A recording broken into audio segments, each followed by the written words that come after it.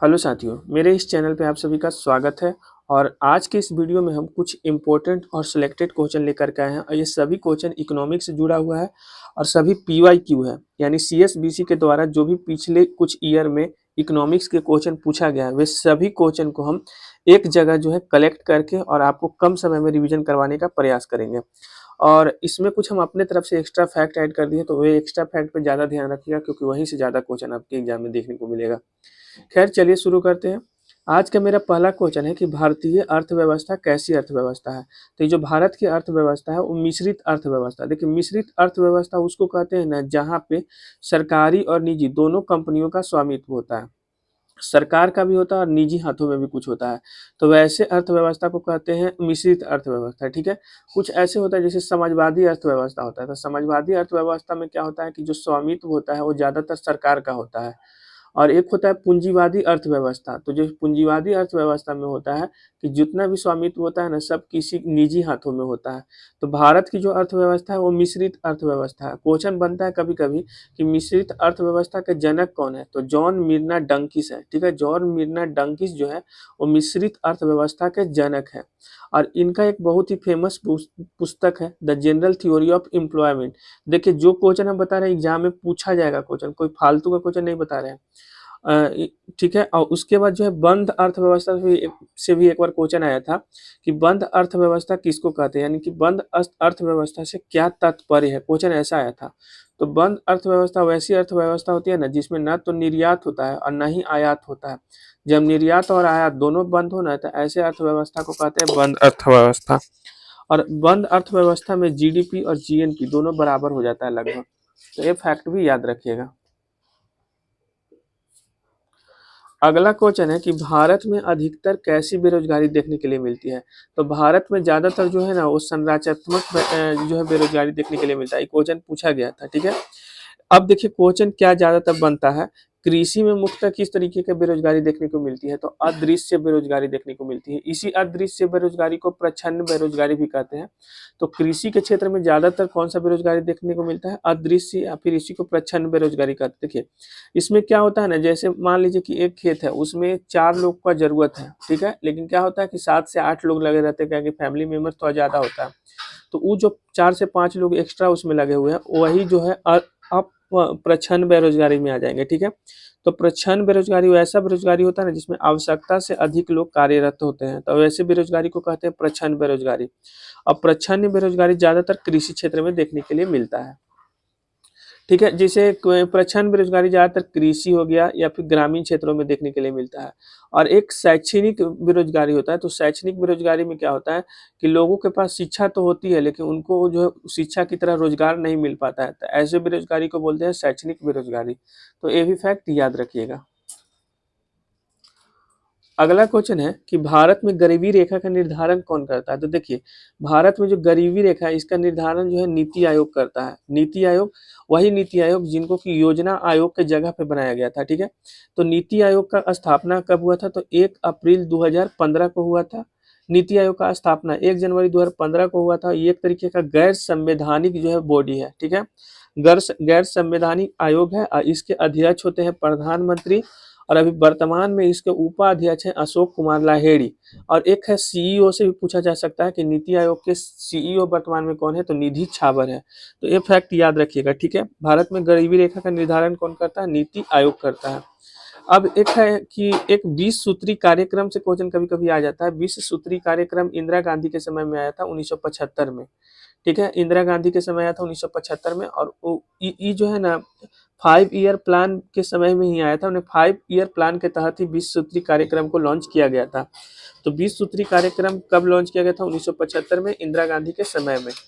ठीक है, देखिए ये 5 वर्षीय योजना जो है ना वो 5 वर्षीय 5 ईयर प्लान 1974 से लेकर 78 तक चला था। ठीक है, तो ये फैक्ट भी याद रखिएगा।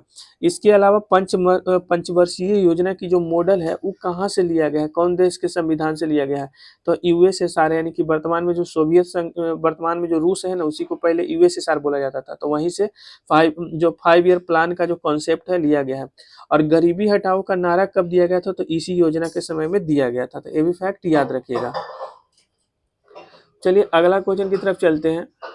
मानव विकास सूचकांक कौन जारी करता है? तो ये जो मानव विकास सूचकांक है, जिसको इंग्लिश में कहते हैं ह्यूमन डेवलपमेंट इंडेक्स, तो ह्यूमन डेवलपमेंट इंडेक्स जो है वो यूएनडीपी जारी करता है, ठीक है, यूनाइटेड नेशन डेवलपमेंट प्रोग्राम इसका फुल फॉर्म होता है, जिसका इसका स्थापना 1963 में हुआ था और इसका वर्तमान में मुख्यालय न्यूयॉर्क में है। तो ये भी फैक्ट याद रखिएगा।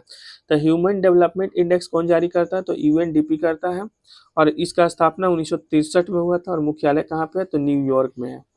देखिए आरबीआई का क्वेश्चन जो है ना, आरबीआई से जुड़ा हुआ हर बार क्वेश्चन एग्जाम में आ जाता है, हर बार, एक भी बार ऐसा नहीं है कि सीएसबीसी एग्जाम कंडक्ट करवाए और आरबीआई से क्वेश्चन आए। देखिए आरबीआई का स्थापना किस वर्ष हुआ था? तो 1 अप्रैल 1935 को आरबीआई का स्थापना हुआ था, 1934 के अधिनियम के तहत। आरबीआई अधिनियम 1934 के तहत जो है आरबीआई का स्थापना 1 अप्रैल 1935 को हुआ था और इसके लिए एक कमेटी बना था जिसका नाम था young Hilton committee. Young Hilton commission के तहत ही इसका जो है स्थापना हुआ था। और एक फैक्ट याद रखिएगा ना कि इसका जो है इसका आरबीआई का राष्ट्रीयकरण कब हुआ था? तो 1 जनवरी 1949 को हुआ था। तो ये भी फैक्ट याद रखिएगा। इसके अलावा भारत में जो विदेशी मुद्रा भंडार होता है, इसका संरक्षक भी आरबीआई ही होता है। भारत में जो भी विदेशी मुद्रा भंडार होता है, इसका संरक्षक कौन होता है? तो आरबीआई होता है।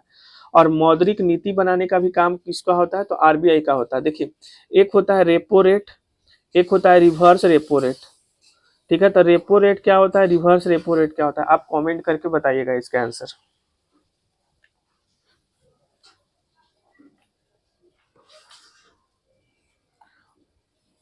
अगला क्वेश्चन है कि भारत में राष्ट्रीय आय की गणना कौन करता है? देखिए राष्ट्रीय आय इंग्लिश में इसको कहते हैं नेशनल इनकम। तो भारत में जो राष्ट्रीय आय है ना, इसकी गणना एनएसओ करती है, नेशनल स्टैटिस्टिकल ऑर्गेनाइजेशन करती है, ठीक है। तो एनएसओ जो है ना, वो भारत में राष्ट्रीय आय की गणना करती है। देखिए पहले राष्ट्रीय आय का गणना सीएसओ करता था, सेंट्रल स्टैटिस्टिक्स ऑफिस करता था, लेकिन बाद में लगभग 2019 के आसपास एक है एनएसएसओ संगठन, ठीक है, एनएसएसओ, और एक है सीएसओ, इसको दोनों को मिला करके अब वर्तमान में एनएसओ बना दिया गया है। और यही एनएसओ जो है ना, वो भारत में राष्ट्रीय आय की गणना करता है। तो ये फैक्ट याद रखिएगा, ठीक है। सीएसओ और एनएसएसओ को मिला करके जो है एनएसओ कब बनाया गया था? 2019 में। इसके अलावा याद रखिएगा कि भारत में सबसे पहले राष्ट्रीय आय की जनगणना किसने किया था? तो दादा भाई नौरोजी ने किया था। कई बार क्वेश्चन एग्जाम में आया कि भारत में पहली बार राष्ट्रीय आय का गणना कौन किया था? तो दादा भाई नौरोजी किया था। 1867-68 के आसपास किए थे। और इनका एक बहुत ही फेमस पुस्तक है poverty and un British rule in India. Poverty and un British rule in India इन्हीं का पुस्तक है। और यही पुस्तक में जो भारत के जो पर कैपिटा इनकम है, प्रति व्यक्ति आय जो भारत के लोगों का है, वो 20 रुपया है, इसी बुक पुस्तक में बताए थे, ठीक है। तो इसके अलावा याद रखिएगा poverty and British rule in India के जो पब्लिशर है, वो दादा भाई नौरोजी को माना गया है। और धन निष्कासन का सिद्धांत भी यही दिए थे इस पुस्तक में, poverty and un British rule in India में। तो ये भी फैक्ट याद रखिएगा, ठीक है।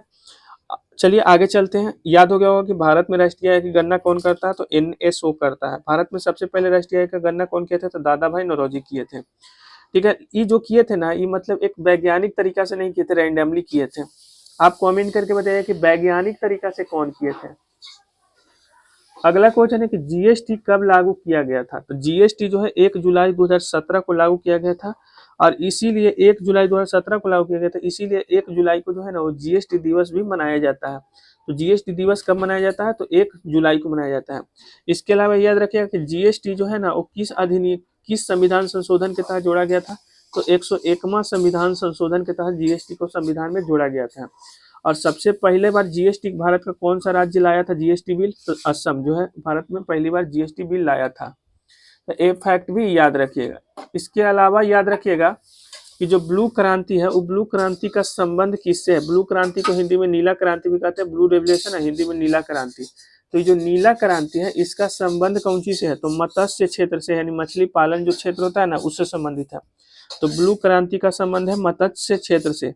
कभी कभी इसका जनक पूछ लिया जाता है, जनक तो बहुत कम बार पूछा गया, लेकिन फिर भी याद रखिएगा, अरुण कृष्णन और हीरालाल चौधरी। अरुण कृष्णन और हीरालाल चौधरी जो है ब्लू क्रांति के जनक है। अब देखिए कुछ एक्स्ट्रा, जैसे कि हरी क्रांति, इंग्लिश में ग्रीन रेवोल्यूशन कहते हैं। तो ग्रीन रेवोल्यूशन किससे संबंधित है? तो कृषि से क्षेत्र संबंधित था। और इसमें चावल और गेहूं के जो प्रोडक्शन है वो पूरा तरीका से बढ़ गया था और शुरू हुआ था पंजाब में। और इस हरी क्रांति यानी कि ग्रीन रेवोल्यूशन के जनक जो है भारत में एम एस स्वामीनाथन को माना जाता है। और विश्व में डॉक्टर बार्लोग को माना जाता है। ठीक है, तो ये फैक्ट याद रखिएगा। हरी क्रांति के जनक कौन है? एम.एस. स्वामीनाथन है। किससे संबंधित है? कृषि से। श्वेत क्रांति, तो देखिए श्वेत क्रांति के जनक है डॉक्टर वर्गीज कुरियन, और ये जो श्वेत क्रांति है वो जनरली दूध उत्पादन से संबंधित है। इसी को ऑपरेशन फ्लड के नाम से भी जाना जाता है। इसके अलावा पीली क्रांति तिलहन से संबंधित है, और सैम पित्रोदा इसके जनक माने जाते हैं। पीली क्रांति का संबंध किससे है? तो तिलहन से है। लाल क्रांति का संबंध टमाटर और मांस से है। इसके अलावा रजत क्रांति का संबंध अंडा से है। गोल क्रांति का संबंध आलू से है। काली क्रांति का संबंध पेट्रोलियम से है। इसके अलावा स्वर्ण फाइबर का संबंध जूट से है। तो ये सभी फैक्ट याद रखिएगा जो हम एक्स्ट्रा फैक्ट बताए हैं। अगला क्वेश्चन है कि वर्तमान में भारत की अर्थव्यवस्था में किस क्षेत्र का योगदान सबसे ज्यादा है? जो भारत का अर्थव्यवस्था है इसमें सबसे ज्यादा योगदान कौन से क्षेत्र का है? तो भारत में जो सबसे ज्यादा अर्थव्यवस्था का योगदान है वो सेवा क्षेत्र, इसी को तृतीयक क्षेत्र भी कहते हैं, या इसी को इंग्लिश में टर्शियरी सेक्टर भी कहते हैं। तो भारत की अर्थव्यवस्था में सबसे ज्यादा योगदान जो है सेवा क्षेत्र यानी तृतीयक क्षेत्र यानी टर्शियरी सेक्टर का है। लगभग 54.8% है। 53% से ज्यादा यहाँ पे होना चाहिए। अप्रोक्स में मान लीजिए कि 53 से ज्यादा है। ठीक, देखिए 3 सेक्टर होता है भारत के अर्थव्यवस्था में। 3 सेक्टर है। प्राइमरी सेक्टर जिसको प्राथमिक क्षेत्र कहते हैं, दूसरा सेकेंडरी सेक्टर जिसको द्वितीय क्षेत्र कहते हैं, और तीसरा तृतीय क्षेत्र कहते हैं।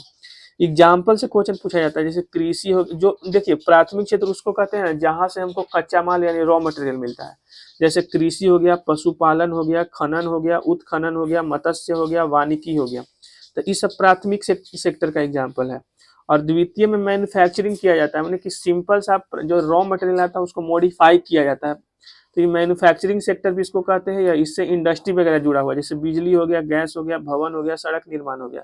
तो ये सब द्वितीय क्षेत्र का है। भारत के जीडीपी में लगभग 26.8% इसका योगदान है।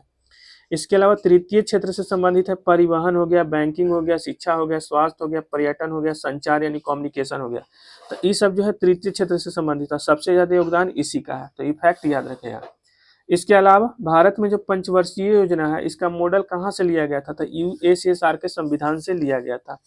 ये क्वेश्चन हम करवा दिए। चलिए नेक्स्ट पेज की तरफ चलते हैं।